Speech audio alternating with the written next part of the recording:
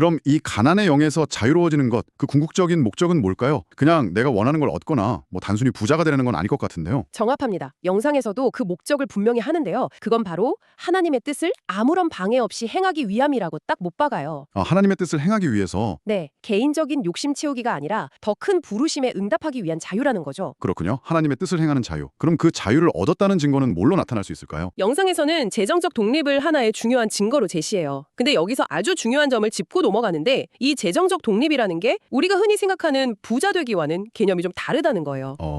그 차이가 궁금한데요. 어떻게 다르죠? 여기서 말하는 재정적 독립은요, 돈이 많고 적음에 따라서 내 결정이 왔다 갔다 하는 상태가 아니라 오직 하나님의 뜻이 무엇인가, 이걸 기준으로 모든 걸 자유롭게 결정할 수 있는 상태, 이걸 의미해요.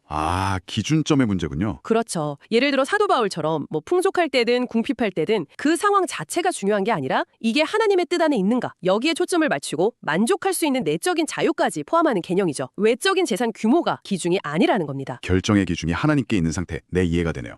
결국 재정적 독립 그 자체가 최종 목표는 아니고 하나님의 뜻을 이루기 위한 중요한 도구나 수단이다. 이런 의미로 받아들이면 될까요? 정확합니다. 더 큰 그림에서 보면 그런 거죠. 재정적 독립은 더 큰 목적인 하나님의 뜻을 자유롭게 행하는 것을 위한 기반을 다지는 과정이다. 이렇게 해석할 수 있어요. 그 자체가 끝이 아니라는 걸 분명히 하고 있습니다. 영상 마지막 부분에서는 앞으로 좀 경제적인 시련이 올 수도 있다. 이런 얘기도 하면서 만약 우리가 이 가난의 영으로부터 자유롭지 못하면 오히려 부유함이 우리를 타락시킬 수도 있다. 이렇게 경고하네요. 네, 그렇죠. 심지어 지금 겪는 경제적인 어려움조차도 어쩌면 우리를 이런 영적인 속박에서 벗어나게 하고 더 높은 차원으로 이끌기 위한 일종의 시험, 이너 훈련일 수 있다. 이런 해석까지 내놓더라고요. 훈련이다. 네. 그래서 이 관점에서는 재정적 독립을 추구하는 것이 결국 하나님의 뜻에 맞는 거고 이걸 통해서 세상의 어떤 경제적인 멍해로부터 자유로워져야 한다. 이렇게 결론을 내리고 있어요. 네, 오늘 살펴본 자료는 가난이라는 걸 단순히 경제 문제를 넘어서 영적인 차원에서 바라보면서 진짜 자유는 재정 상태 그 자체가 아니라 하나님의 뜻을 따를 수 있는 그 능력에 있다. 이렇게 강조했네요. 그리고 재정적 독립은 그 목표를 이루기 위한 중요한 도구라고 했고요. 네, 핵심은 결국